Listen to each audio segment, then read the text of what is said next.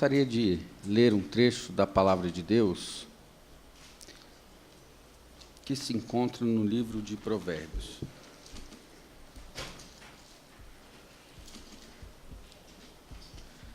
E eu prometo que não passo de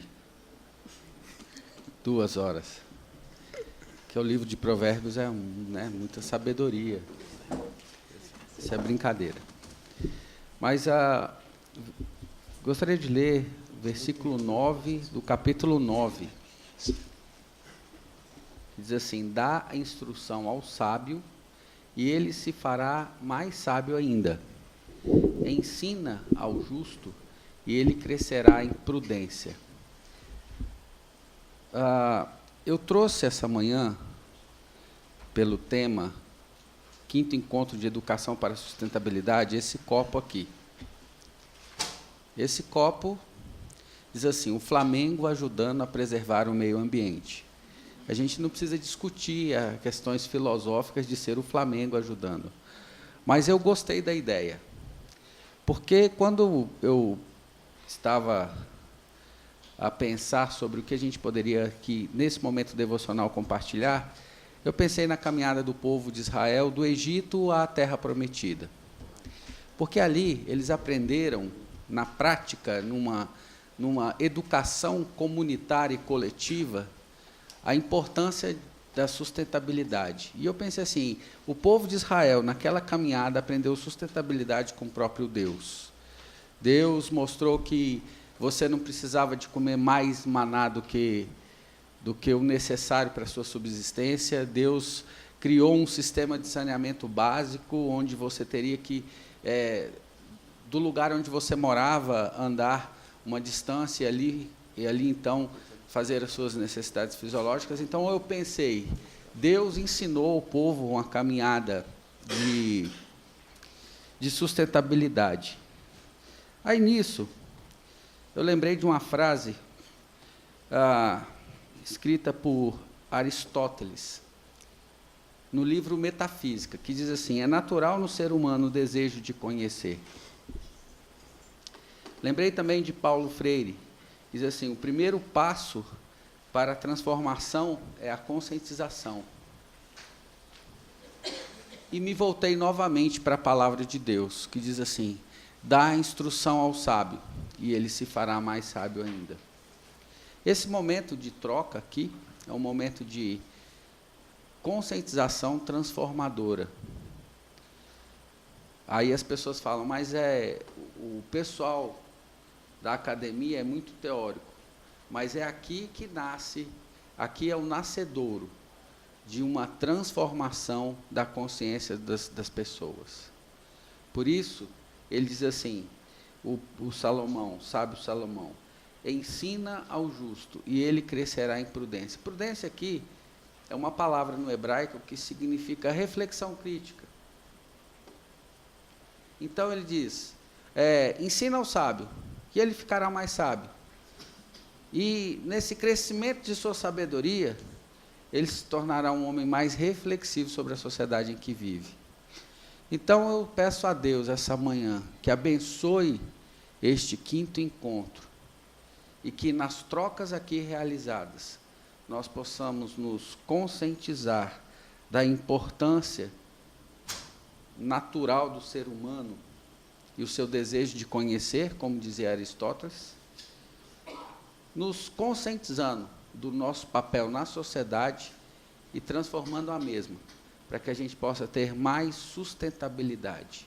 É na educação que começa a conscientização para a transformação na sustentabilidade.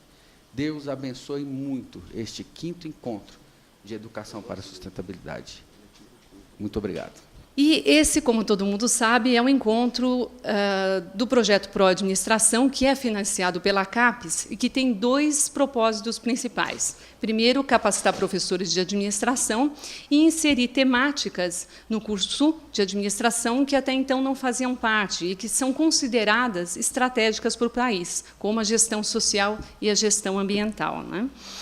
E nesses 5 anos aí de esforços, a gente fez bastante coisa, né?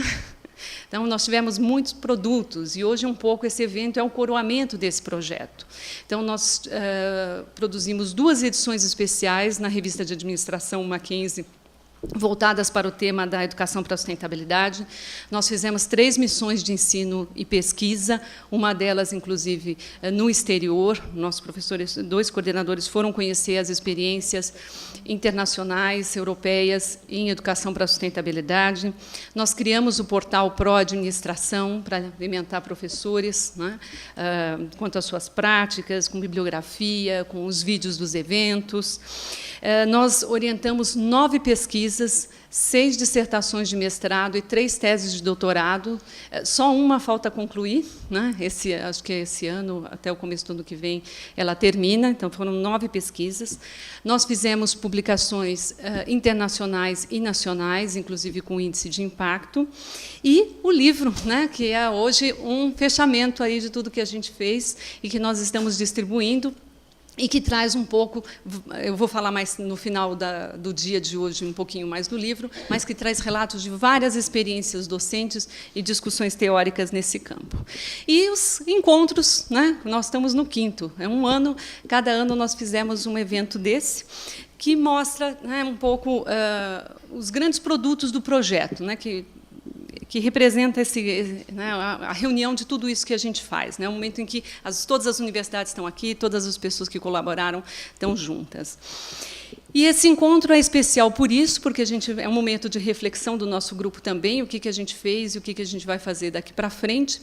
E é especial porque discute interdisciplinaridade, né, que todos sabemos que é extremamente importante, mas que é muito difícil de fazer com que isso aconteça de fato, salvo algumas experiências que muitas delas, né, que nós vamos relatar aqui, e é esse o propósito, né, e que mostram que é possível, sim, ter propostas interdisciplinares, especialmente em educação para a sustentabilidade, com toda a dificuldade que a gente enfrenta para que isso realmente aconteça da forma como gostaríamos.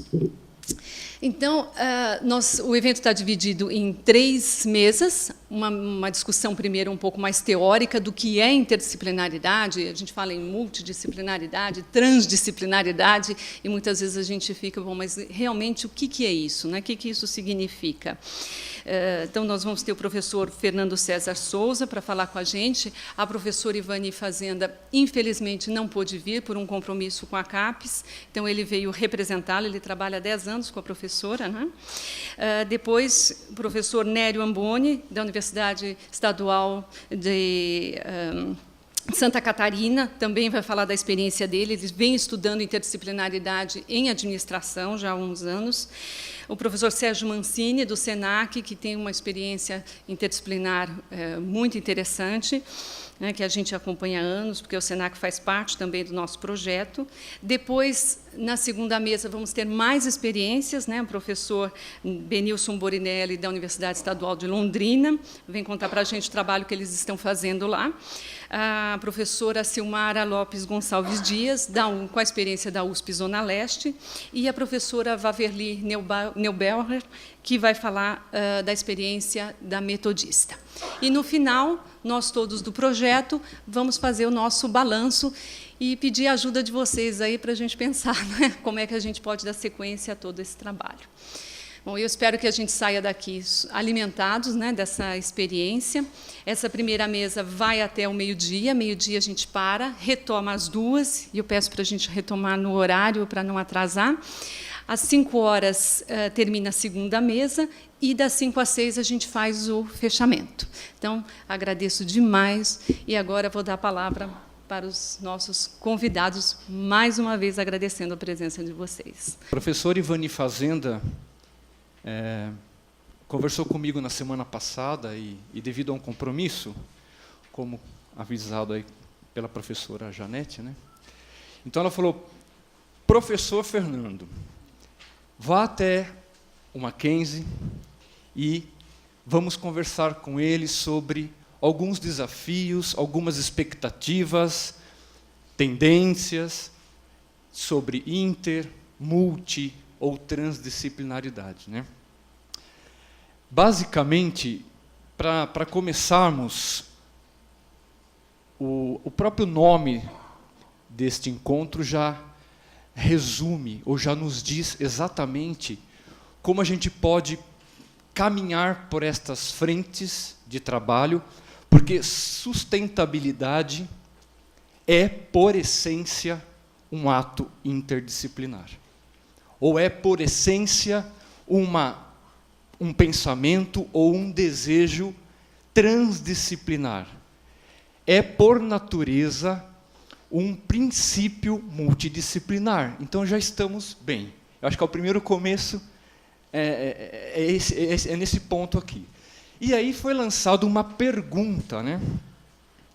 Esta foto, ou esta fotografia, para que a gente converse sobre, durante os meus 15 minutos, sobre alguns princípios metodológicos, epistemológicos, históricos, pedagógicos, o que a gente quiser abordar. Porque dentro do conceito de sustentabilidade, nós podemos transitar por esses princípios, né? Então, para iniciar, tem uma frase muito interessante. Até agora, a academia considera a natureza só por parcelas. Talvez chegará um momento em que todos os membros dispersos, as disciplinas, se unirão em um corpo regular e se juntarão por si mesmas de certa forma. Essa frase, aparentemente atual, ela é do século XVII. Uma das primeiras preocupações da Academia de Ciências francesa era exatamente perceber o caminho por onde estávamos indo, né? Com já uma fragmentação de saberes em determinados campos. Já no século XVII, a gente percebe uma preocupação latente em diversas partes do mundo, principalmente Europa, para que a gente tomasse um certo cuidado com a hiperespecialização. O que se concretizou, historicamente falando, a partir do século XIX. Isso se apresenta drasticamente. Se nós pegarmos os enciclopedistas, a gente já começa a perceber que os espaços começam os campos disciplinares começam a se formar drasticamente. E, historicamente falando, foi necessário para uma reorganização social. A universidade começou a perceber algumas demandas sociais e ela também foi se reorganizando. Ok. Tudo que for dito aqui, eu gostaria que nós fizéssemos o que a professora Ivani pede. Tentar, neste momento, deixar de lado os juízos de valores. É bom ou é ruim? Não estamos ainda talvez nem chegaremos a isso, porque a interdisciplinaridade, ou a multi, ou a trans, ela não desconsidera a disciplina.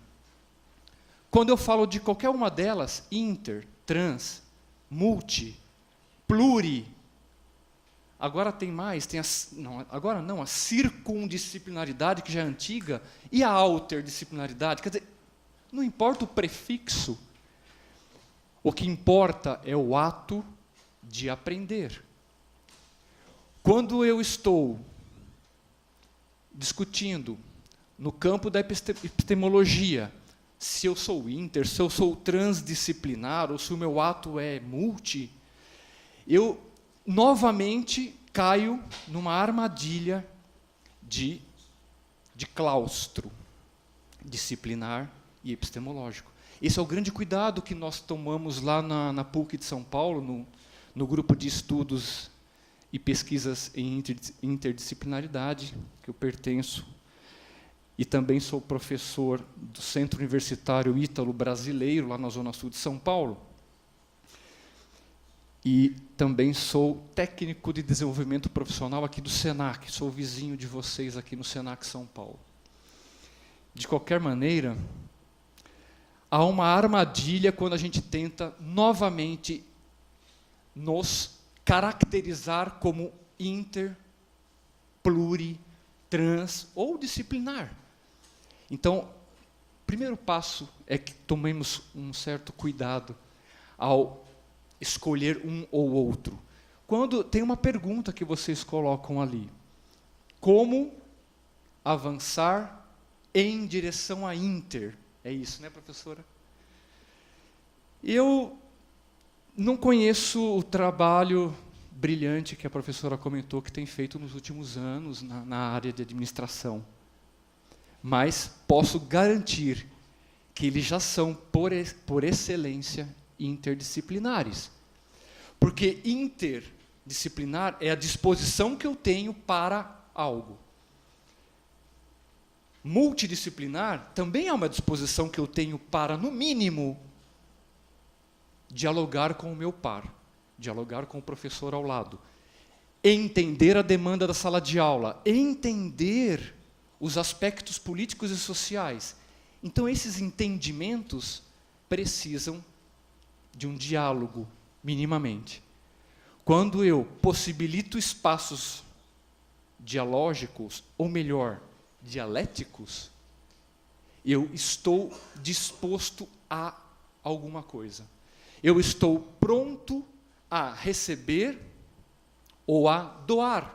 Ou seja, eu vou fazer um intercâmbio, eu vou fazer uma troca, como disse o reverendo, um compartilhamento. Então, compartilhamento é um dos princípios da interdisciplinaridade.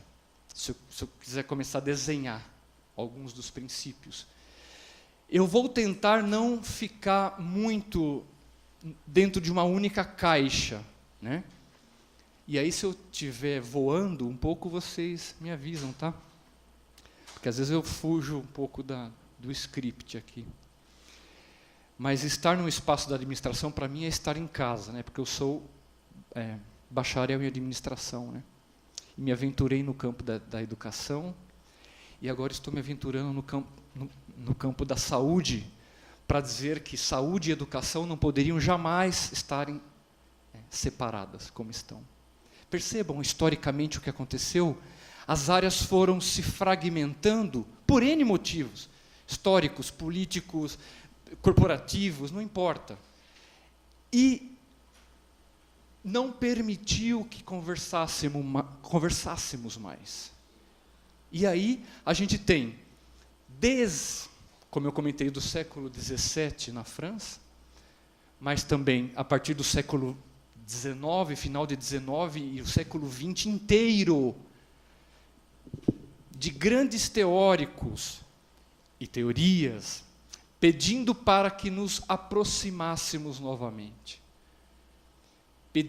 Pedindo para que nós, comunidade, pessoas, nos aproximássemos da academia, nos aproximássemos do nosso colega ao lado, que a gente acaba esquecendo. Então, qualquer um dos atos, ali naquele caso eu vou me concentrar agora naquela pergunta, toda vez que eu permito ao meu colega, ao meu par, um momento de diálogo aberto, com uma escuta atenta, não uma escuta fechada, uma escuta de bate-pronto. O colega ou alguém conversa comigo, eu já dou respostas automaticamente. McDonaldização, né? Não. Espaços de diálogo abertos. Mais um dos princípios interdisciplinares. E quando a professora Janete fala de projetos que serão apresentados no dia de hoje, inclusive, minimamente são projetos abertos, de audiências, com várias audições, para que ele fosse concebido. Então, para nós, lá na PUC São Paulo, falar de interdisciplinaridade não é criar uma cadeira na academia, sabe assim? Vamos criar uma cadeira sobre inter. Não. Já sairia fora de todo o trabalho de, no mínimo, 30 anos da professora Ivani Fazenda. No mínimo, 50 anos de outros professores. Vamos chamar aqui. Georges Gusdorff, um dos precursores franceses da interdisciplinaridade. Edgar Morin, que pede a teoria da complexidade. O que é teoria da complexidade para Edgar Morin, senão tratarmos o outro de maneira respeitosa e humilde? Complexidade é isso. Complexidade é trabalhar o simples no complexo. Quando falamos de sustentabilidade, a gente fala exatamente disso, né? É entender o global, trabalhar o local, pensar transdisciplinarmente, porque a corrente transdisciplinar é uma corrente do pensamento, sim, é do pensar. Ela entra agora numa prática dentro de universidades, com o trabalho do professor Nicolescu Bassarabi, ou professor Nicolescu. E o professor Nicolescu, um físico romeno, ele fala exatamente isso. O último trabalho dele, que eu trouxe aqui para a gente depois, se precisar, ele fala assim: será que nós sabemos conversar? Será que nós sabemos dialogar hoje? Eu estou no campo da transdisciplinaridade agora. O professor Nicolescu Bassarabi é professor da Universidade Paris 8. Ele que, junto com tantos outros, Edgar Morin também, eles escrevem a Carta da Transdisciplinaridade, né? Que é uma carta essencialmente sustentável. Não tem outro caminho. Assim como eu pego a Carta da Terra, que é extremamente sustentável e também tem princípios econômicos. Olha nós aí da administração de novo, princípios sociais, olha de novo o nosso trabalho e assim por diante. Então, não posso garantir nada, mas eu tenho cá com os meus botões que não estamos em direção a inter, já somos interdisciplinares. A partir do momento que o diálogo é estabelecido, a partir do momento que eu me reverencio ao conhecimento do outro, a partir do momento que eu entendo que a minha didática não é mais a minha didática só. A minha didática, a minha maneira de dar aula, a minha maneira de entender este mundo da sala de aula, ela é mutável. E que bom, porque a minha didática não pode ser a mesma. Né? Não pode ser a mesma de Comênios. De Comênios fica lá. A questão é, didáticas novas, atitudes diferenciadas. Lá no GEP, que é o Grupo de Estudos de Interdisciplinaridade, a gente tem um princípio, mais um, que é com base na atitude. Então, se a gente pensar bem, nós temos algumas... Professora, vê o meu tempo, tá? Qualquer coisa. Nós temos 3 grandes lógicas, se eu for falar de interdisciplinaridade. Eu tenho uma corrente, que é que o professor Yves Lenoir, lá do Canadá, ele fala, né? Ele que separa isso, ele coloca essas histórias. Nós temos uma lógica norte-americana, que tem como base uma interdisciplinaridade funcional. Então, eu junto uma disciplina com a outra e sai uma nova. Por uma demanda social, por uma demanda econômica, por uma demanda qualquer. Ela é funcional. E dá certo e está tudo bem. Professora Julie Klein, né, que a gente pode falar sobre ela, sobre o trabalho dela também, nos Estados Unidos, que tem esse tipo de lógica. Em contrapartida, paralelo, nós temos uma interdisciplinaridade com uma lógica mais francesa, que tem como fundamento o sentido, né? O conhecimento. Então, temos esse... E aí vem toda a corrente do professor Georges Gusdorff, Edgar Morin, e dentre outros tantos que a gente pode comentar aqui. E tem uma terceira lógica que, desde de 1980, mais precisamente em 1990, existe uma lógica que é reconhecida mundialmente, que é uma lógica existencial, que é a lógica a interdisciplinaridade existencial, que é a brasileira, que são os estudos que fazemos aqui, com mais de 120 teses e dissertações na PUC São Paulo, por exemplo. Então, assim, há um reconhecimento internacional pela produção científica produzida no Brasil, que podemos falar aqui depois, se tiver um tempo. Mas o fundamento desta escola, ou desta corrente brasileira, da interdisciplinaridade, tem como base o ser humano, as relações desse ser humano com a sua obra, com a sua escrita, com a sua autoria. O grande exercício que fazemos na PUC São Paulo, e isso eu aprendo diariamente com a professora Ivani Fazenda, é dar ou permitir ao outro a autoria. Isso é interdisciplinar. Este reverenciar o talento do outro, a gente não pede isso o tempo inteiro. Então, interdisciplinaridade é, para nós do GEP, aqui da PUC São Paulo, um momento onde os talentos são revelados. A minha tese não é só minha. A minha dissertação não serve só para a minha prateleira, lá de casa, depois que eu defendo. Ela tem que ter uma ação social. Ela tem que ter uma pegada econômica. Ela tem que ter uma responsabilidade diante da minha aula. Ela tem que modificar a minha didática. Senão não faz sentido mais. Não faz sentido. Para nós, da interdisciplinaridade. Então, assim, não sei se precisa responder, né, professor? Eu acho que, em direção, eu acho que vocês já estão na Inter. E eu trouxe vários conceitos, viu? Vários conceitos.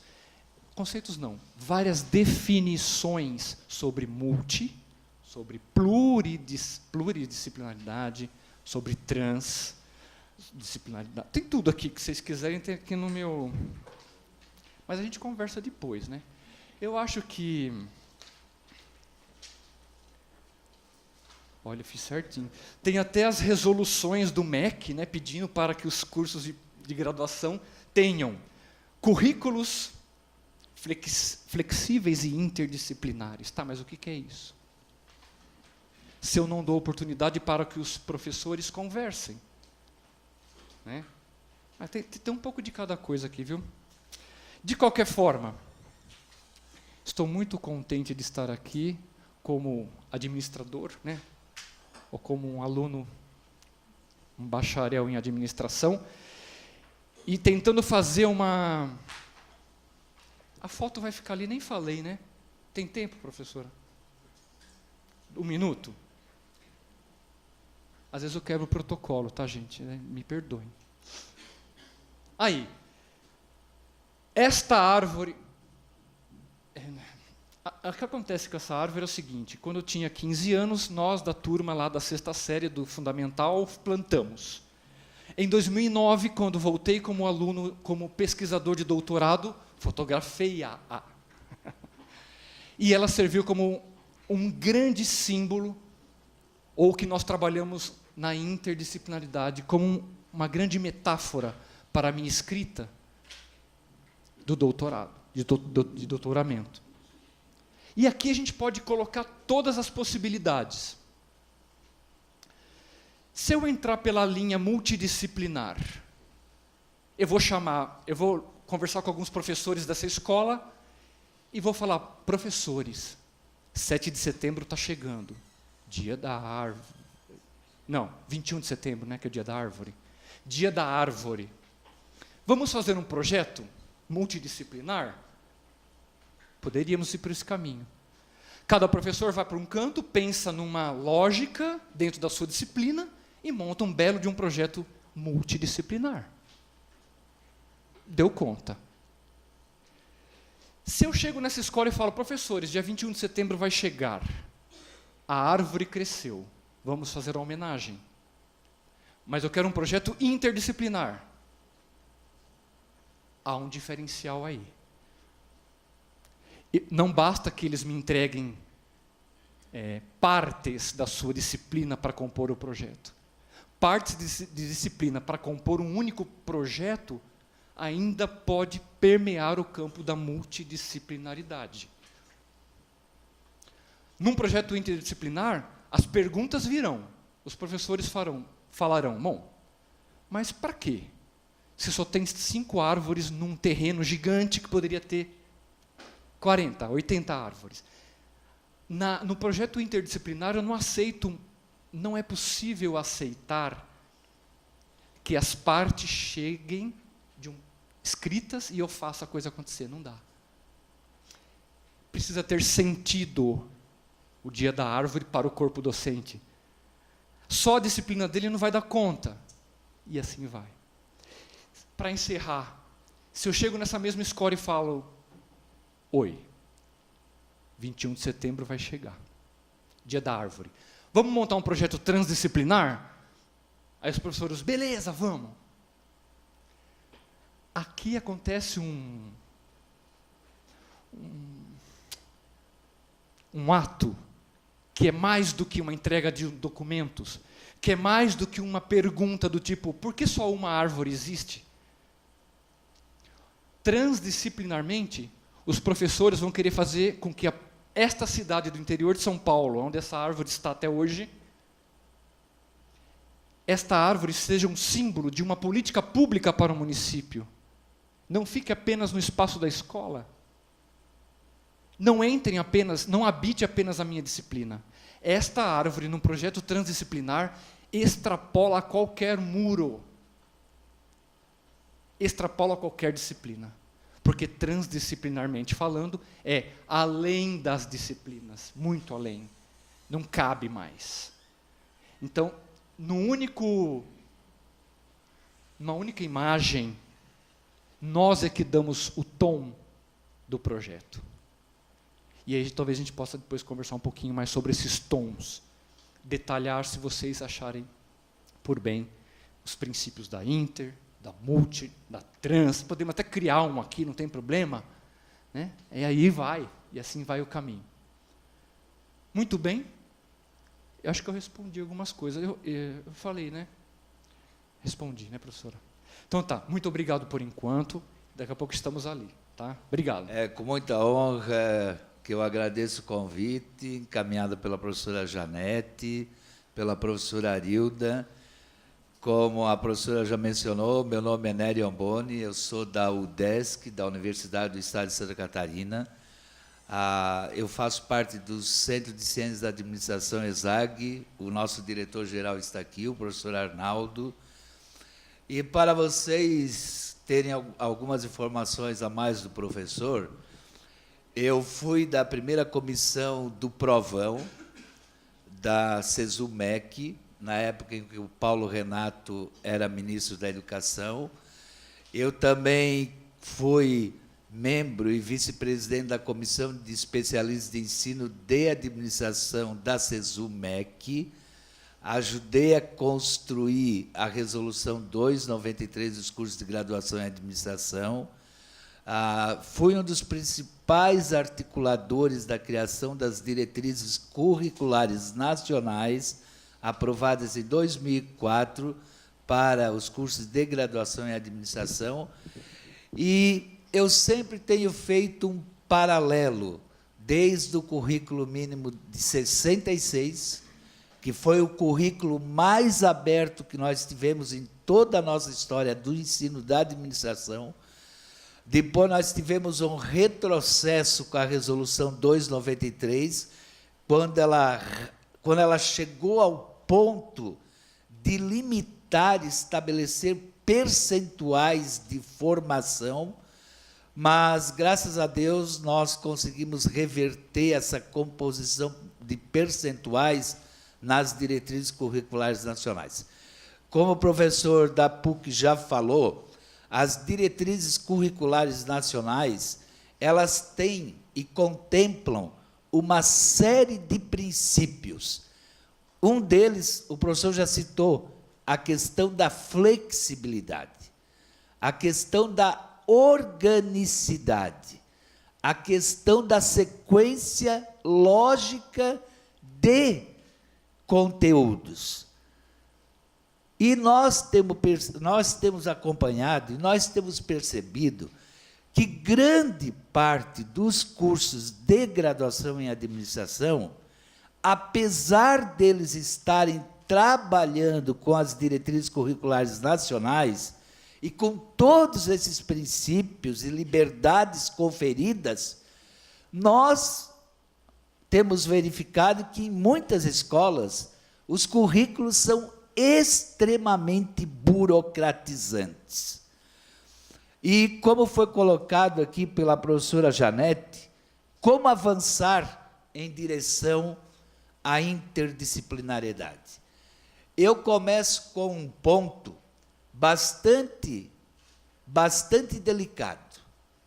E pelo trabalho que nós temos feito na ESAG e na UDESC, durante esses 25 anos, nós temos percebido que nós precisamos fazer um trabalho de médio e longo prazo com os docentes. Os professores, do nosso modo de ver, são os que mais resistem e que mais dificultam o avanço, a busca da inter e da transdisciplinariedade. Mas por quê? Porque nós fomos educados a trabalhar em caixas. Nós fomos educados a trabalhar com um currículo que privilegia as partes e não o diálogo, e nem o todo interconectado, como fala muito bem o Capra, no seu livro A Teia da Vida. Por isso que o Edgar Morin fala, nós precisamos tecer em conjunto. Só que o tecer em conjunto, ele requer humildade, ele requer simplicidade, ele requer o abandono de velhas práticas docentes, ele requer a construção coletiva de forma permanente. Mas por que nós falamos todas essas questões? E até eu vou passar alguns pontos para vocês. Como é que eu saio daqui?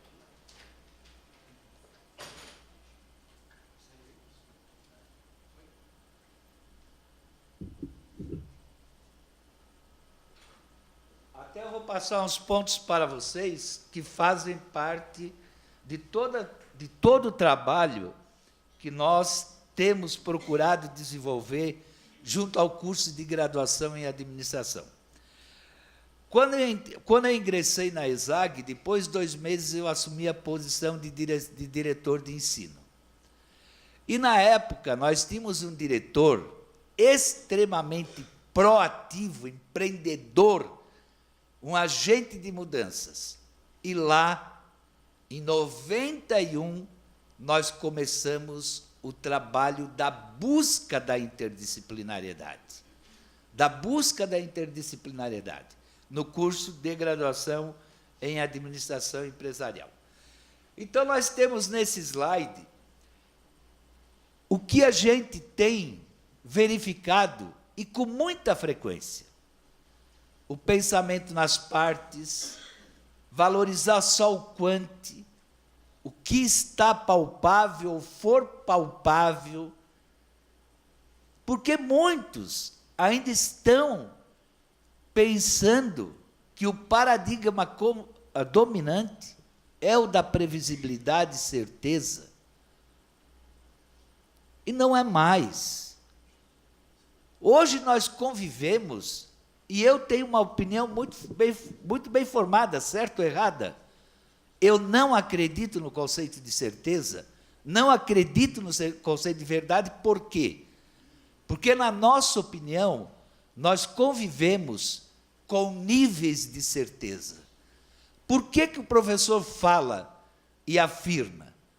Porque o Herbert Simon, Nobel da Economia, ele trabalhou e trabalha muito bem os limites cognitivos da racionalidade, mostrando que nós, humanos, não temos condições para captar e entender 100% a realidade da forma como ela está escrita. E o Capra também fala das estruturas dissipativas. Algo se dissolve, algo se perde. No paradigma da complexidade, que o professor da PUC já comentou, nós temos aqui o pensamento integrador. O pensamento que não apenas integra, mas é e deve ser, acima de tudo, construído de forma coletiva. Um pensamento livre de ideologias, um pensamento que procura buscar o conhecimento do próximo para complementar ou para tornar mais inteligível um conteúdo de matemática financeira, um conteúdo de contabilidade, um conteúdo de TGA, como depois o professor vai apresentar a experiência nossa do curso de administração num determinado termo. E aqui eu sempre trago e lembro o conceito de equilíbrio dinâmico do Capra. Ordem, desordem, ordem, desordem. Nós nunca vamos chegar ao conceito de equilíbrio. É equilíbrio dinâmico. Por isto que nós precisamos estar abertos para aprendizagem. Ou como fala Pinchot e Pinchot, quanto mais se sabe, menos se sabe. Mais se ampliam os limites da nossa ignorância. Eu trabalho com aprendizagem organizacional, coordeno um líder de pesquisa no mestrado da ESAG, de ensino de administração e mudança e aprendizagem nas organizações. Nós temos trabalhado há vários anos com essas questões, justamente para ajudar o corpo docente a suplantar a visão reducionista da ciência da administração. E nós, como vocês sabem, nós temos quantos alunos fazendo curso de administração da noite? Quantos professores que trabalham como horistas? Daí vem a grande pergunta: como incentivar, buscar a interdisciplinaridade, se eu tiver no curso 60% de professores horistas? Mesmo assim, eu acredito na possibilidade. Mas, para isso se tornar possível, o gestor de curso, ele precisa criar espaços, e não ficar preso a planos de ensino, a conteúdos programáticos ou a cumprimento. Nós temos que valorizar e verificar se o nosso aluno está aprendendo ou não aprendendo. E como Sócrates já falou há muito tempo, nós temos que trabalhar com a essência. Nós temos que trabalhar com o essencial e não ficar reproduzindo sumários, livros de 500 páginas, como tem acontecido em várias disciplinas da ciência da administração. Daquelas 500, eu posso aproveitar 70 páginas. Excelente. Eu tenho que aprender a selecionar a essência. Aqui nós temos um grande desafio. Um grande desafio. Depois nós temos, eu vou pular isso, aqui nós temos as disciplinas, e ainda o paradigma linear é bastante dominante. Nós temos pouquíssimas experiências de projetos pedagógicos de cursos elaborados por campos de conhecimento, por grupos de disciplinas, áreas de conteúdos, justamente para permitir o maior diálogo e o desenvolvimento de projetos conjuntos, tendo um grande objetivo: No nosso livro, Gestão para Cursos de Graduação em Administração, lá nós apresentamos várias propostas de projetos pedagógicos que poderão incentivar a busca da interdisciplinariedade, justamente para nós não termos mais um ambiente mecanicista. O professor Nério acredita, e eu estou torcendo para que o conceito de sala de aula, de cadeiras dispostas verticalmente ou hierarquicamente, não estejam mais daqui a pouco dentro das salas de aula. A aula tradicional tem que ser substituída por fóruns de discussões. Com 5 professores, 7. Porque buscar a interdisciplinariedade é incentivar o aluno a ver o conhecimento sob diferentes perspectivas, numa ótica sempre complementar e de que nada está pronto.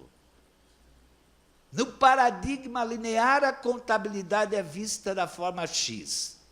No paradigma da complexidade, como nós temos que respeitar os princípios do holismo, o princípio dialógico e da recursão, a contabilidade não pode ser vista mais apenas como uma ciência exata.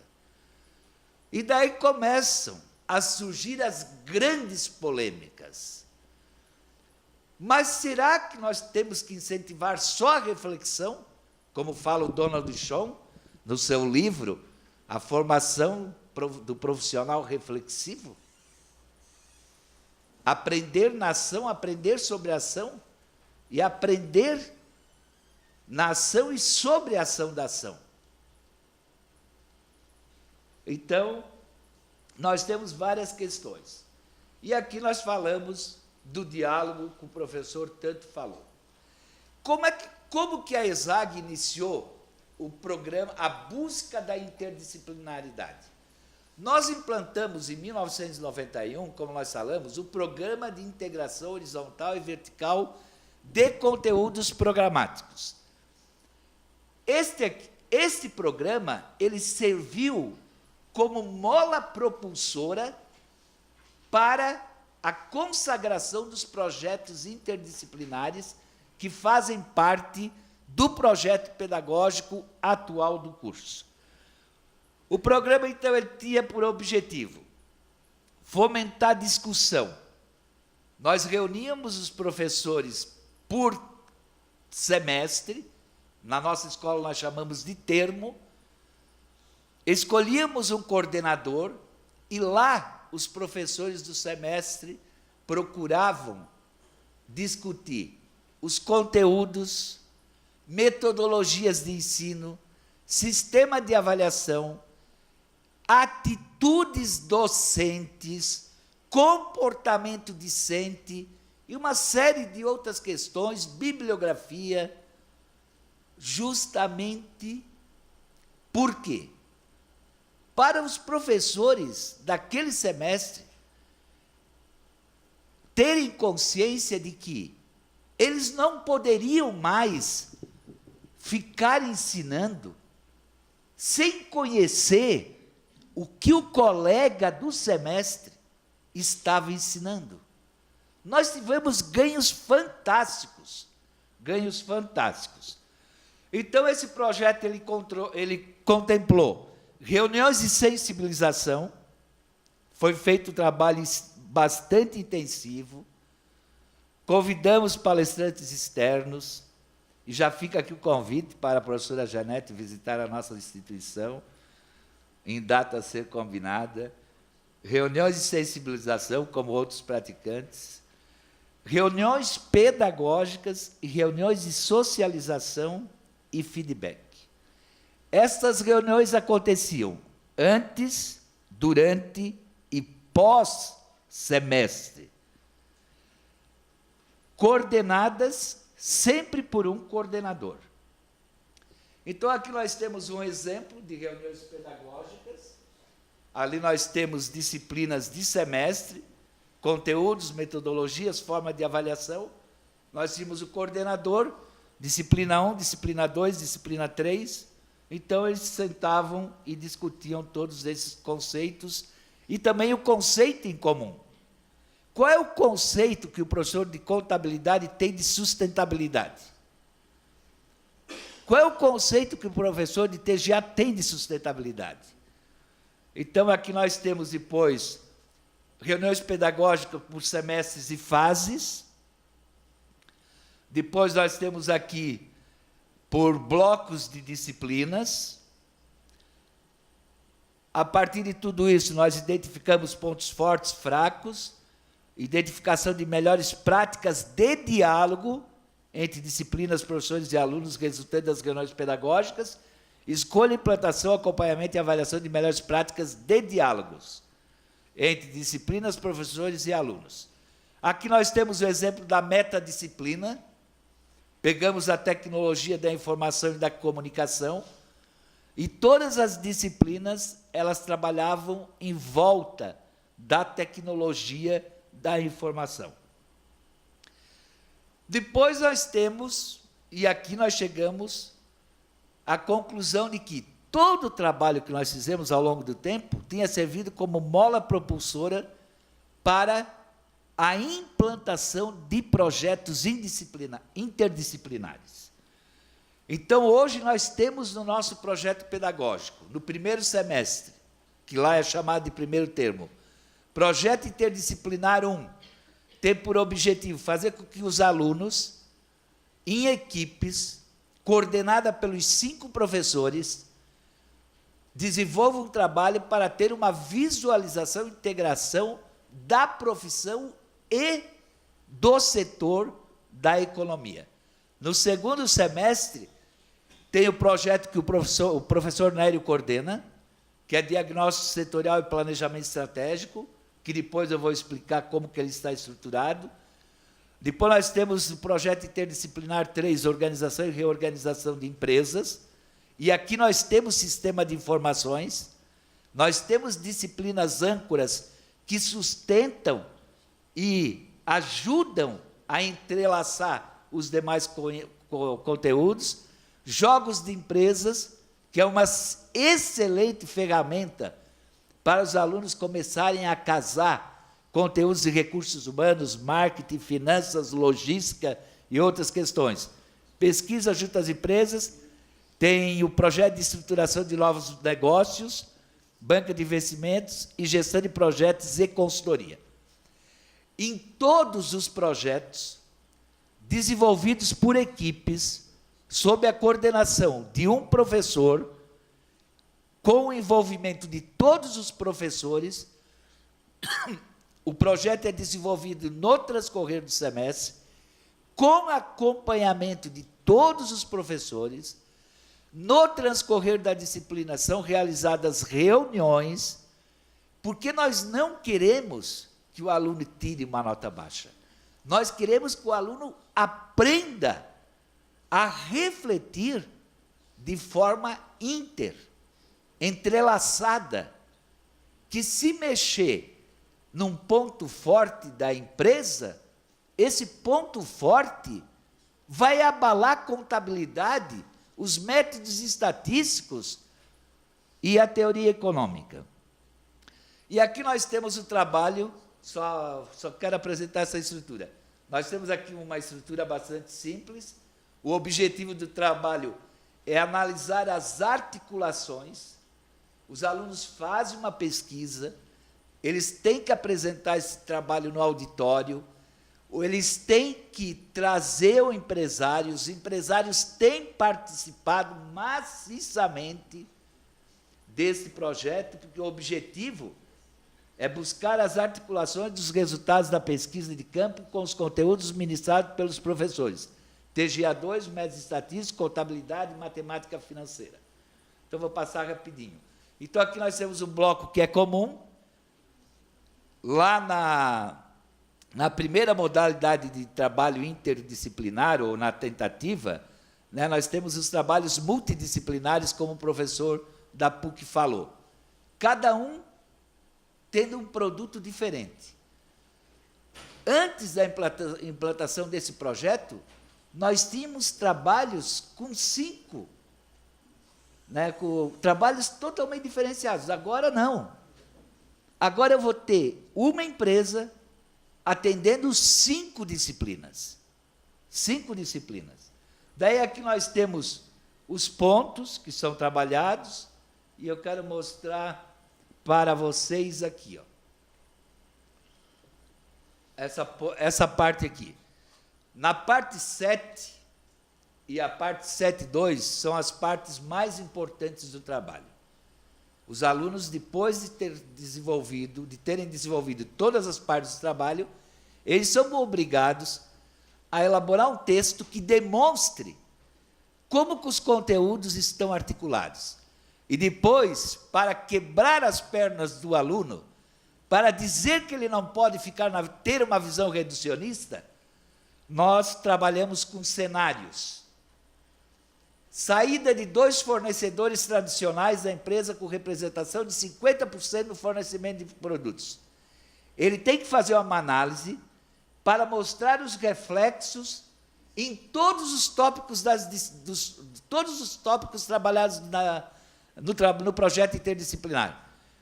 A saída dos 2 fornecedores altera os cálculos feitos em estatística, altera a contabilidade, altera a matemática financeira. Então ele começa a verificar que este cenário simplesmente acabou de destruir tudo que eles construíram. E nós temos esse objetivo: incentivar a desconstrução e a construção. Situação 2, mudança no comportamento dos consumidores com 60% de representação.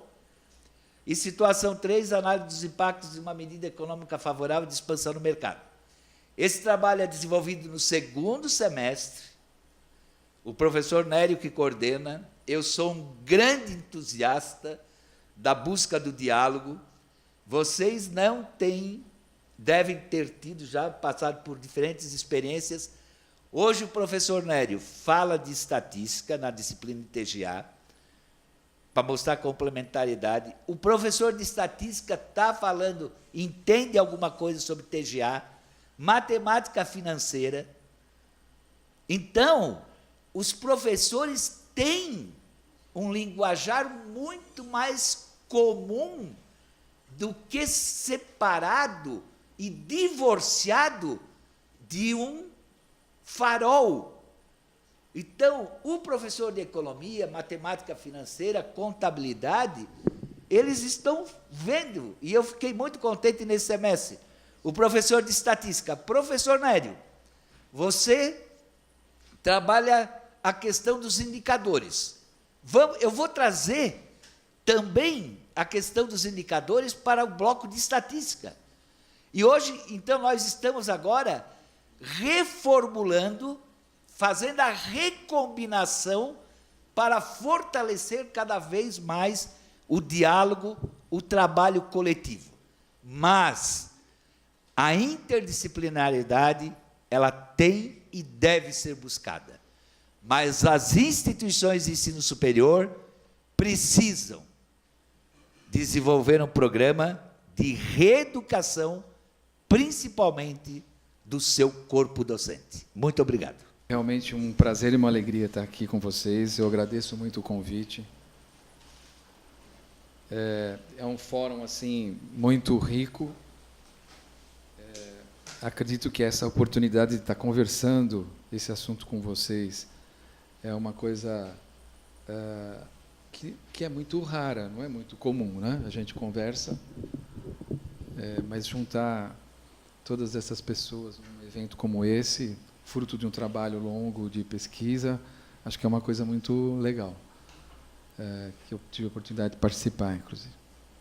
Bom, eu não quero, na verdade, trouxe só para referência, e o que eu queria conversar com vocês era o seguinte: eu tenho assim uma grande, eu sou muito beneficiado, assim, sabe? Porque eu estava pensando enquanto vocês estavam falando, eu tive assim 25 anos de experiência profissional em indústria química, e eu tive a oportunidade de trabalhar uma parte muito técnica, e depois eu fui aos poucos migrando para uma parte de muita gestão.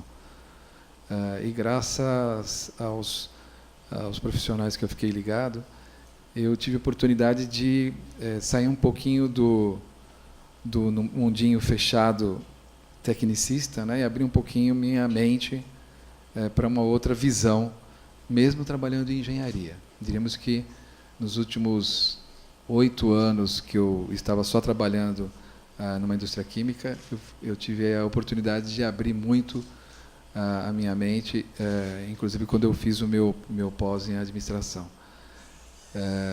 E aí eu tive que enfrentar muitos desafios relacionados com a sustentabilidade.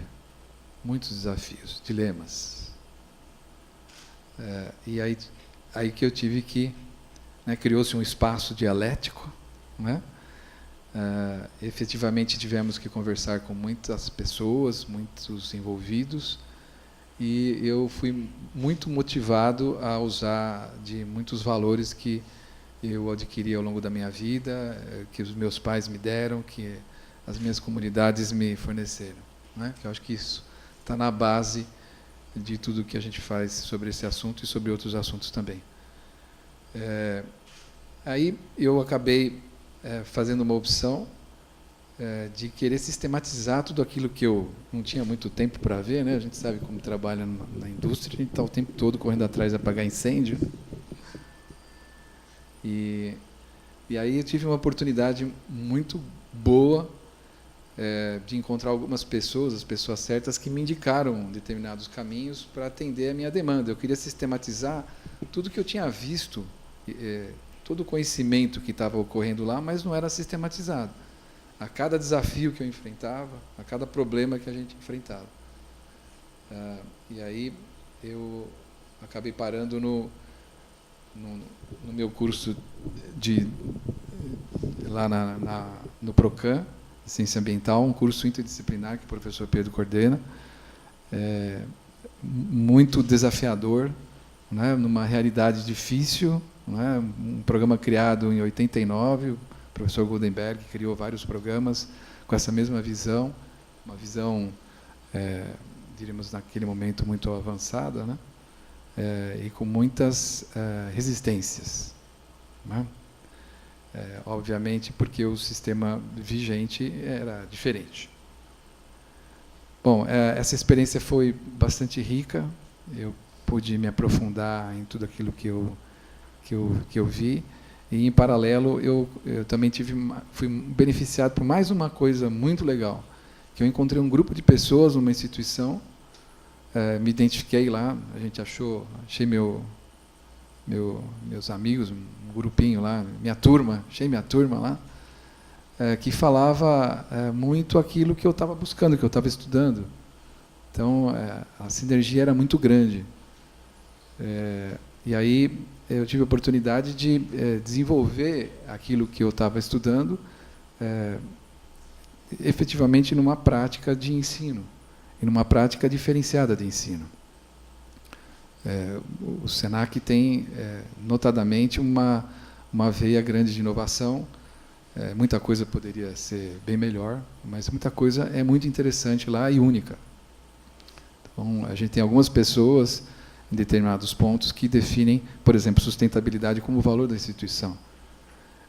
Temos desafios, né, 860 professores, muitos horistas, né, é um desafio muito grande para transformar essa realidade em alguma coisa que se efetiva numa disciplina, num curso e na formação de futuros profissionais.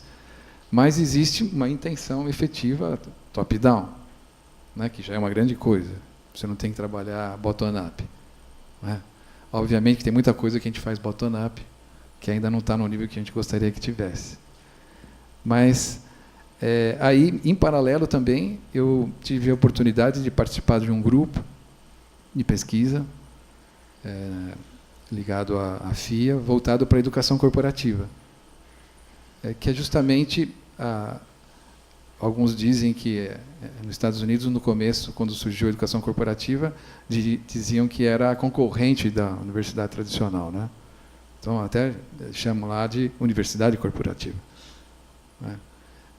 Depois, passado o tempo, verificou-se que essa ação educacional na instituição tem que ser permanente e buscar atender competências, que é a forma que se enxerga nessa questão, é muito importante para uma instituição que tem estratégia e não quer ficar parada e quer acompanhar o desenvolvimento do mundo e das questões relacionadas com o seu negócio.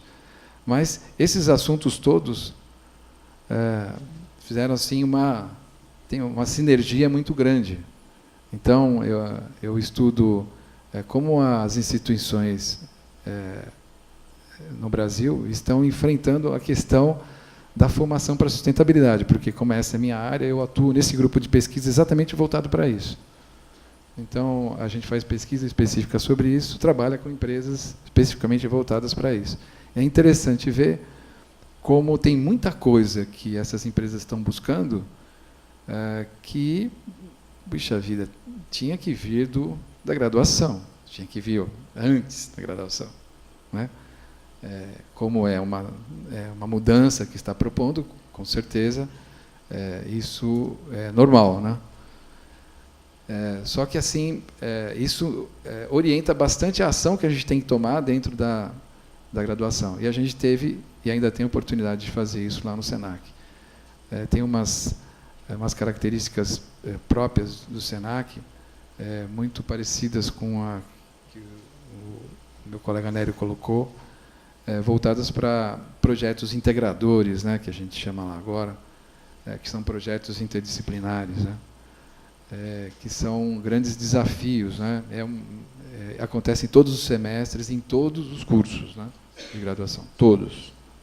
Não é no finalzinho, não é no meio, é em todos, como exatamente tinha colocado, cada um deles lá. E o desafio, justamente, é um desafio interdisciplinar grande, porque você tem que buscar congregar todo o conhecimento, entre aspas, ofertado nas disciplinas do semestre, e sistematizar isso de uma forma que o aluno possa usar para resolver um problema real.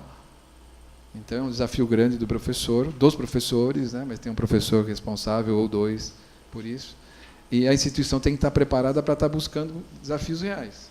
Tem que estar fazendo parcerias, tem que estar aberto a ouvir. Então, é um desafio grande, de todos os lados. É uma experiência muito rica e interessante, e a gente tem muitos desafios para enfrentar com relação a isso. Também na educação corporativa, na minha experiência de educação corporativa, dá para ver como as instituições, obviamente, muitas delas fazem isso por alguma demanda, são por pressão. Algumas delas, poucas, fazem por opção própria mesmo, né? Uma orientação que vem basicamente da alta gestão. Mas existe, não é que não existe. Mas elas são pressionadas, mas de uma forma ou de outra elas têm que fazer, e elas estão indo atrás. E quando elas vão atrás, elas vão com intensidade, né? Então, a minha pesquisa de doutorado, eu me detive muito sobre esse assunto, e ficou muito claro que as empresas, quando procuram desenvolver competências do ponto de vista de educação corporativa, né? Que não é mais T&D, treinamento e desenvolvimento, né? Não é treinar o cara para fazer tudo sempre igual, o negócio é mais dinâmico. Não é essa visão, é uma visão de aprender a aprender. É muito parecido com a gente, né? Elas vão fundo e elas focam. Qual é a competência? Baseada no chá? Exatamente é conhecimento que ele não tem? É uma habilidade? Não, é uma atitude. A maioria delas, na verdade, são relacionadas com atitudes e voltam para os valores, e aí volta lá para trás, né? Então, as empresas hoje gastam milhões, não são poucos. Normalmente, a média da pessoa, são 150 empresas que a gente pesquisa no Brasil, e o investimento em educação corporativa é de 1 a 3% do seu faturamento, né? As instituições financeiras, obviamente, são as que gastam muito mais. questiona-se muito para que tudo isso, mas, de qualquer forma, elas buscam atender valores específicos que levam a atitudes que tragam as competências específicas que eles estão buscando.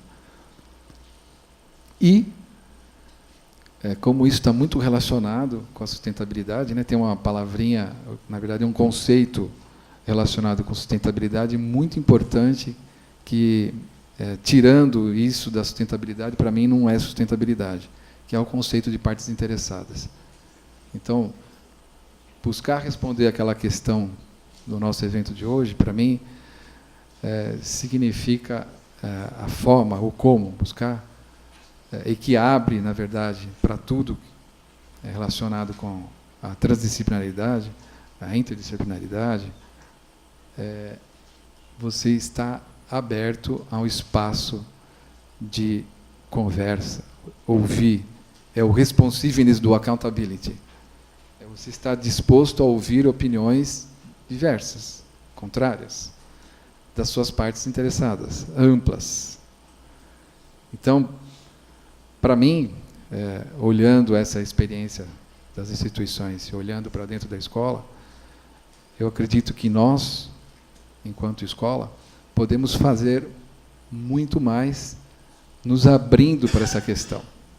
Então, para mim, a extensão é uma ferramenta muito grande que a gente tem que usar com mais propriedade, que a nossa responsabilidade é grande quando a gente, como o senhor mesmo disse, vocês, os anteriores disseram, quando a gente está estudando alguma coisa, conclui alguma coisa, a disseminação desse conhecimento torna-se uma responsabilidade da gente.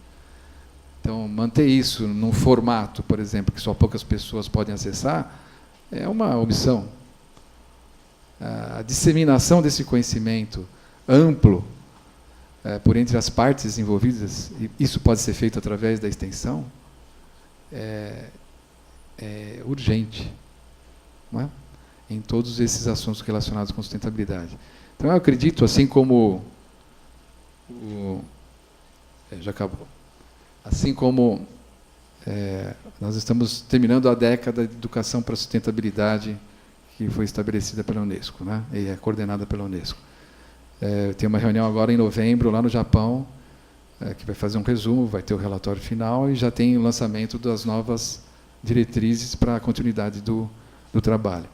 Quer dizer, o resultado não é muito, obviamente, todos veem, né? A gente enxerga. A questão de educação também não é assim de uma hora para outra, né? Os resultados não são muito favoráveis, né? Mas, de qualquer forma, uma das grandes conclusões que um trabalho desse tem é de que ele tem que ser feito a várias mãos, né?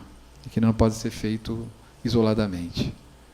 Então, eu acredito que nós podemos ser, não digo únicos ou protagonistas desse assunto, mas a gente pode ser um grande incentivador dessa inter-relação para transformar. E a gente tem que envolver não só o nosso aluno, no ingressante, mas tem que ir um pouquinho mais além. Outras partes têm que ser envolvidas.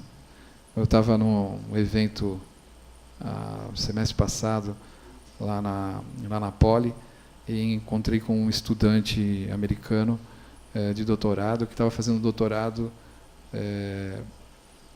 baseado na formação básica de matemática no ensino fundamental, lá nas redondezas da escola dele, para poder viabilizar uma visão de engenharia mais ampla nos alunos que estavam entrando, que iam se formar no ensino, né, médio, para entrar depois na... Quer dizer, é um trabalho, não era dele, é um trabalho da instituição, ele estava fazendo parte, né? Quer dizer, acho que a gente tinha que... Com certeza tem iniciativas, eu conheço várias, aqui na USP também tem muitos trabalhos de extensão assim, mas acho que isso tinha que ser mais orgânico, né? A gente devia trabalhar todo mundo junto. Então, acho que mais tarde, ou em breve, teremos oportunidade para discutir mais essas questões, tá bom? Eu agradeço muito. Mais um momento de encontro deste projeto Pro Administração, que tem reunido pesquisadores e docentes vinculados ao tema da sustentabilidade na educação, enfatizando muito a dimensão da interdisciplinaridade. Das falas de hoje, a gente pode sempre trazer à tona o fato de que a intencionalidade da interdisciplinaridade se faz na prática e, principalmente, a partir de processos que, como aqui foram mencionados, dependem, de um lado, de lideranças, mas também dependem de convicções.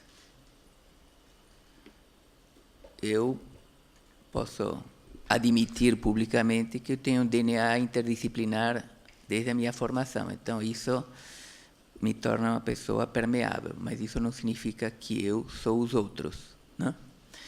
Então, nesse contexto, alguns temas são extremamente privilegiados, a gente pode dizer dessa maneira, para que a interdisciplinaridade tente se constituir nos corações e mentes, vamos colocar dessa maneira, né? Eu não estou diretamente envolvido em cursos de administração. Eu sou docente da Faculdade de Educação, na qual eu não considero que a interdisciplinaridade tenha tido uma grande capilaridade, pelo menos no que se refere ao tema da educação.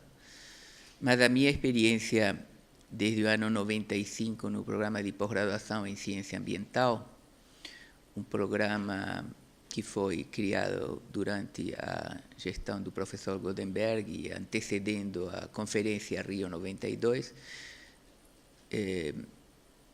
eu não sou partícipe da gênese, portanto, eu não posso falar dos bastidores da gênese, mas posso falar da minha inserção desde 95 e todos os percalços e todos os avanços que resultaram que hoje o programa tem a nota 6 nas ciências ambientais da CAPES. Então, isso significa que a gente fez o Via Crucis, avançou nele, porque, de fato, nesse processo, o que prevaleceu, dada a lógica organizacional da universidade, é o voluntarismo e a convicção, porque nenhum de nós, até recentemente, tinha sequer uma dupla vinculação, que foi algo conseguido recentemente, no momento em que o programa de pós-graduação em ciência ambiental agora está vinculado a uma das duas pós-graduações dentro do Instituto de Energia e Ambiente.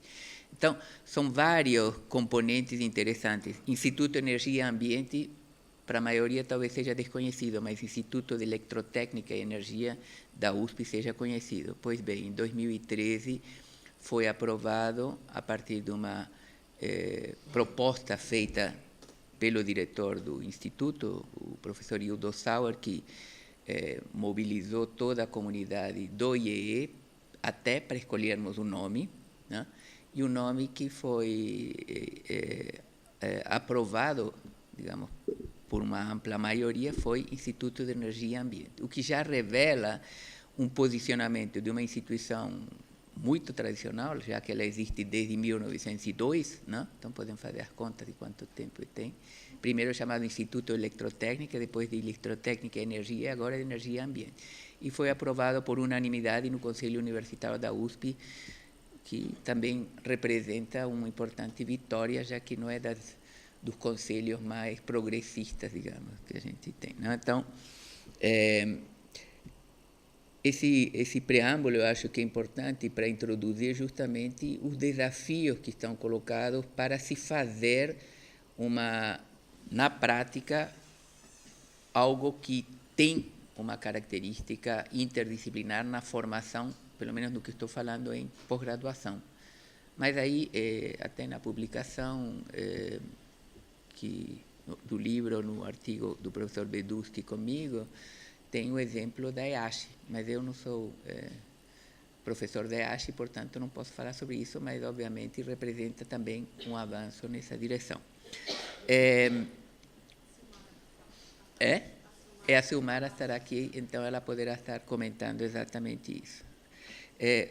Eu gostaria também de reforçar que, nessa dimensão do que ouvimos agora sobre interdisciplinaridade, nós, além das perguntas que podemos fazer, eu acho que tem alguns aspectos que até foram levantados pelo professor Nélio Amboni, que são importantes. Romper com currículos burocratizantes, eu acho que é um dos componentes essenciais.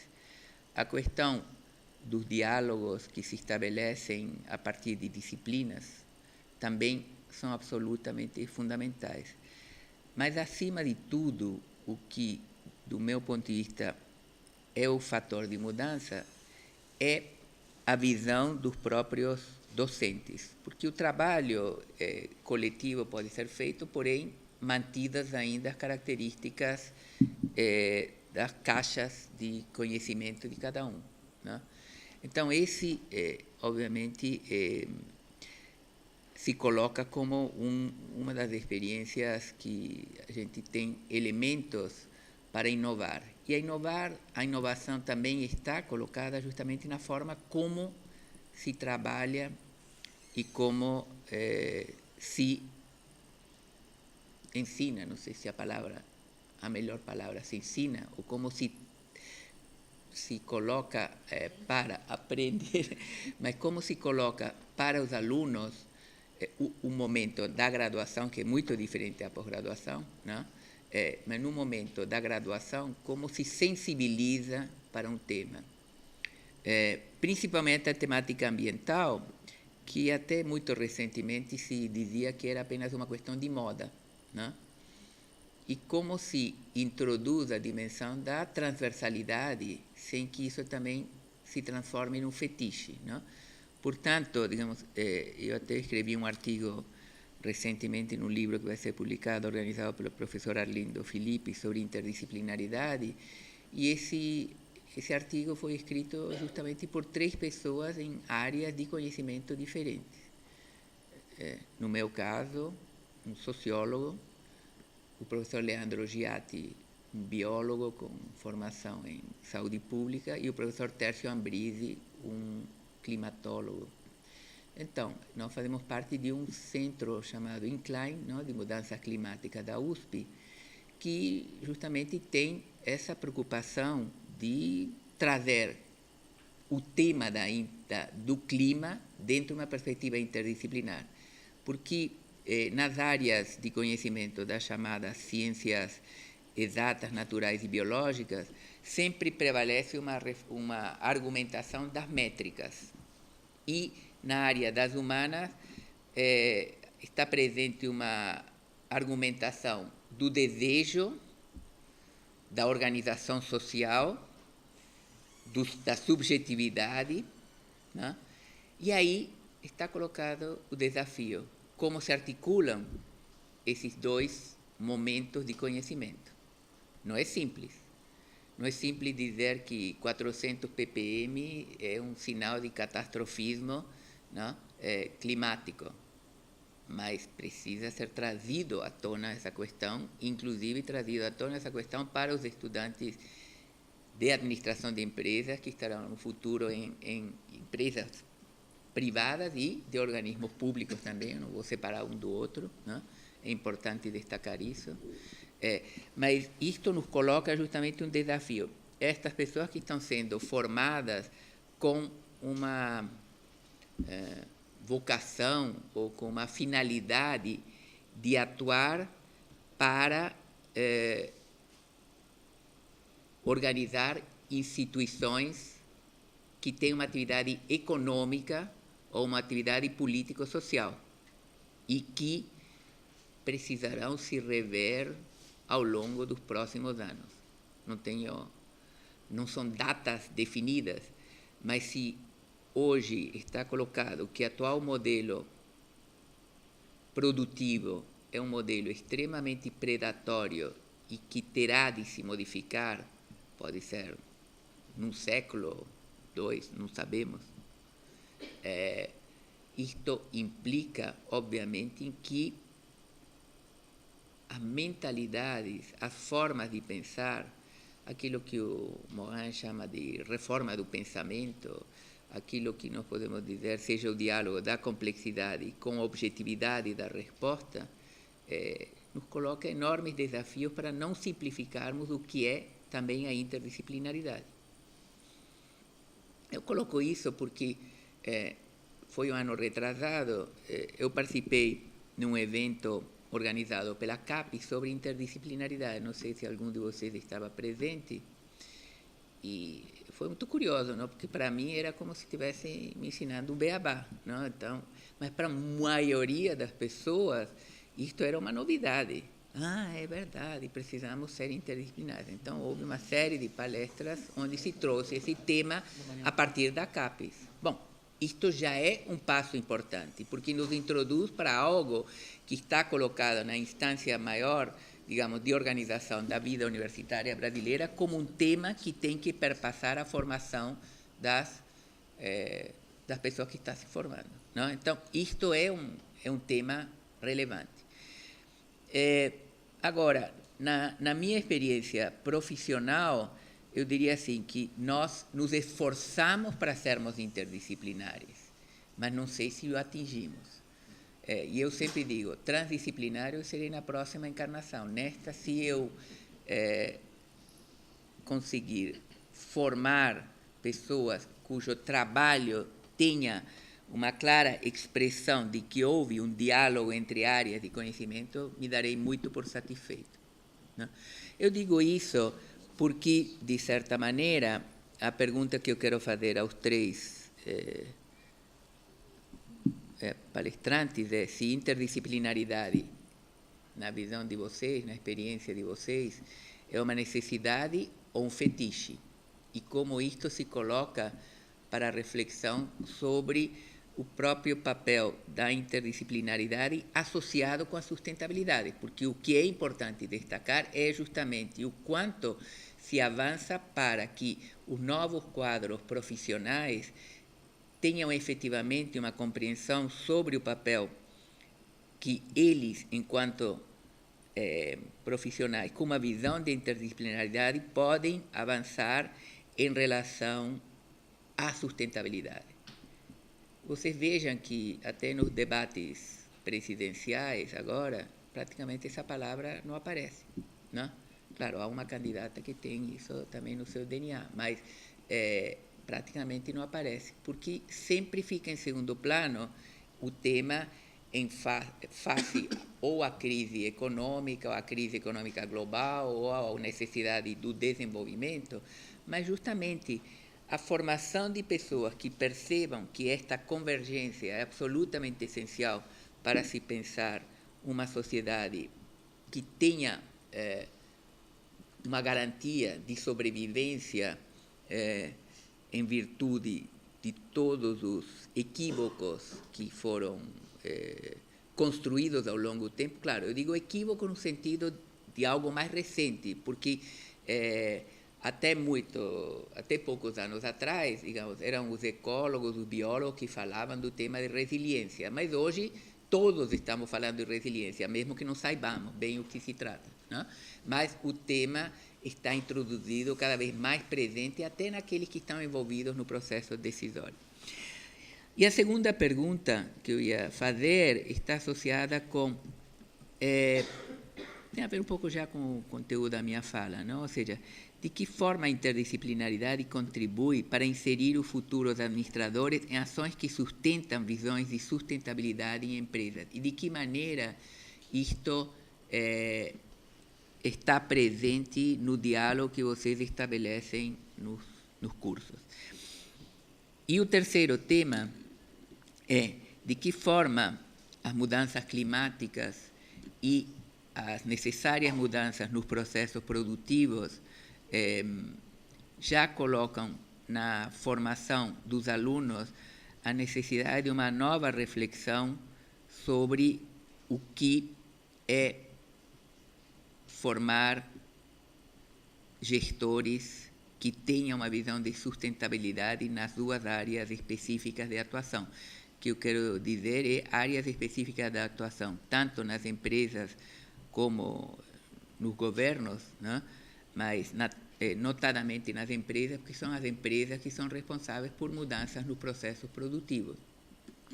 Governos ou parlamentos podem ser responsáveis por mudanças que se façam necessárias em termos de controle, fiscalização, monitoramento, regulação, etc., etc.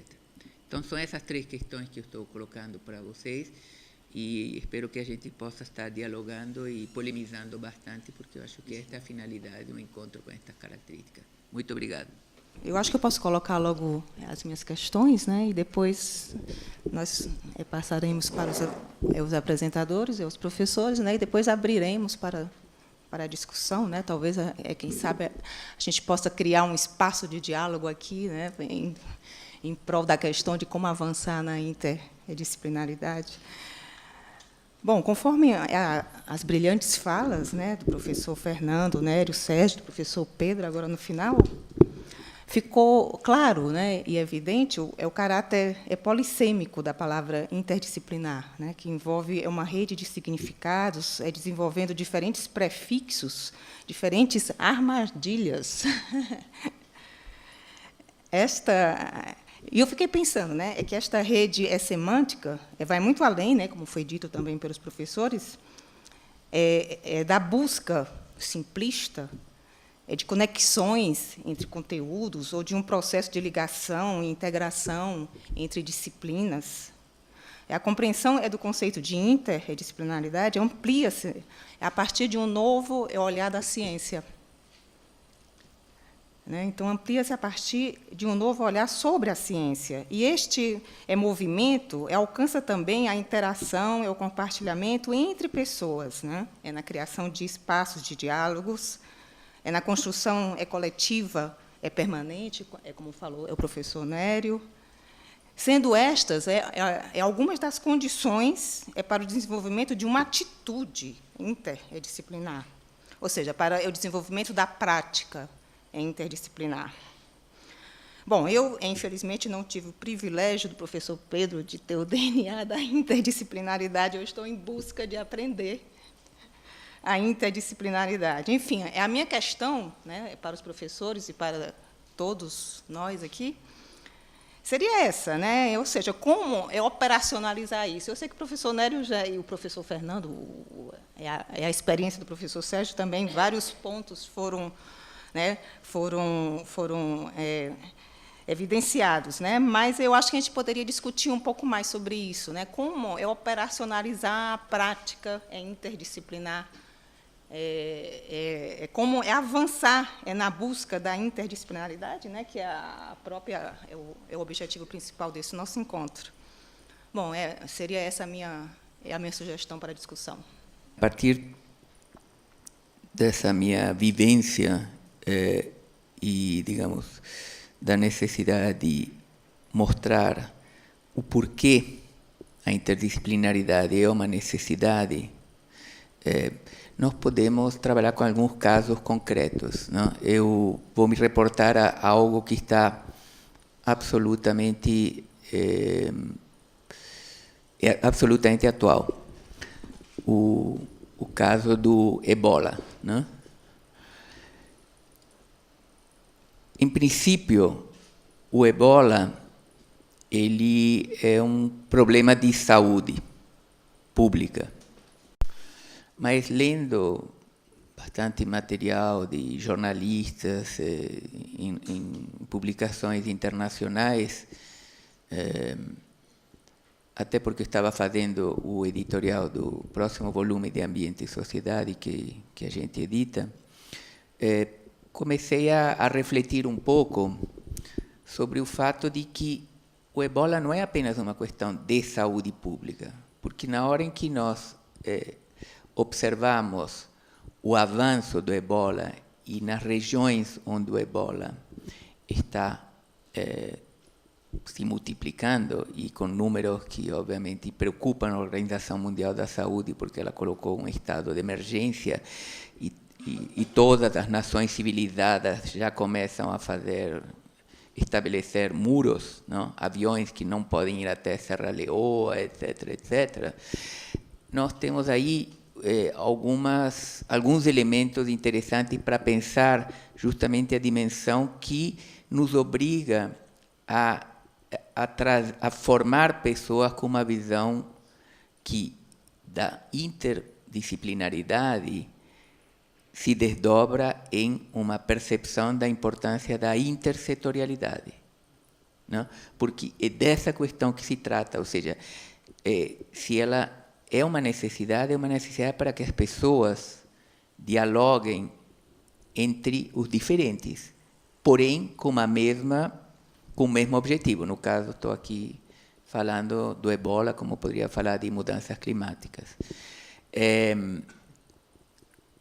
Uma das explicações sobre esse avanço do ebola está associada a fenômenos claramente classificáveis como sendo fatores de degradação ambiental, desmatamento, por exemplo, né?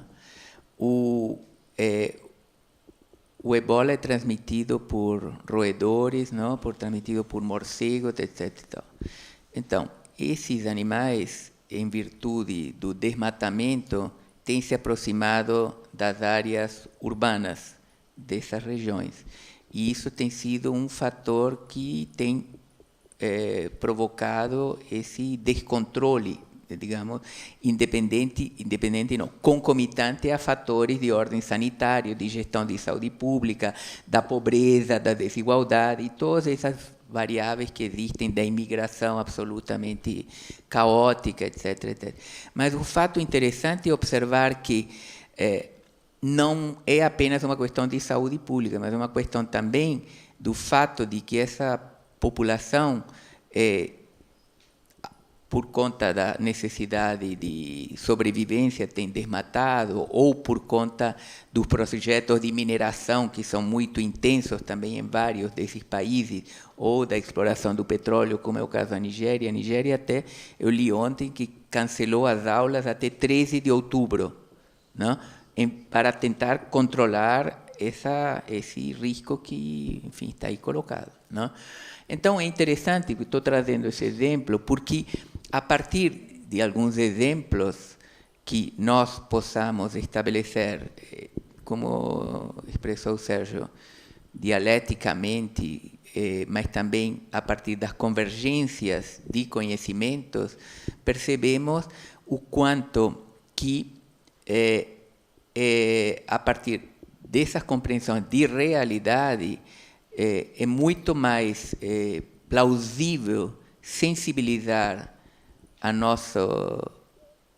o nosso público, ou seja, os alunos, para a necessidade de uma compreensão de fatores que são interdependentes. Eu peguei esse exemplo, poderíamos pegar outro. Eu acho que o tema das mudanças climáticas está aí claramente colocado, né? Também, mas sem dúvida nós também podemos estar observando o quanto hoje a necessidade de rever a forma como o CO2 poderia ser mais controlado na sociedade globalizada, também nos introduz uma dimensão que é justamente a de formação de atores que percebam que haverá gradualmente uma necessidade de substituir certas lógicas produtivas nos anos do devir. Eu queria reforçar isso a partir até das questões que a professora Ana Paula levantou sobre a polissemia, porque muitas vezes eu entendo que, ao falarmos de interdisciplinaridade, precisamos falar de forma hermética. Eu considero que é o contrário. Nós precisamos trabalhar de maneira a não hermetizar, porque o hermetismo nessa forma de comunicação acaba criando uma lógica de elitização da compreensão. O desafio que nós temos é sentar os atores na mesa para deselitizar a compreensão sobre premissas de transmissão do conhecimento que transcendam o universo de poucos. Premissas de transmissão do conhecimento que estejam implícito que nós não estamos fazendo algo oportunista ou pragmático. Premissas de transmissão do conhecimento de um processo que demanda que as pessoas estejam cada vez mais ativas, proativas para esses diálogos, que as pessoas estejam cada vez mais atentas para as interdependências, para aquilo que, enfim, é a palavra complexidade, teia de conhecimento, etc, etc, etc.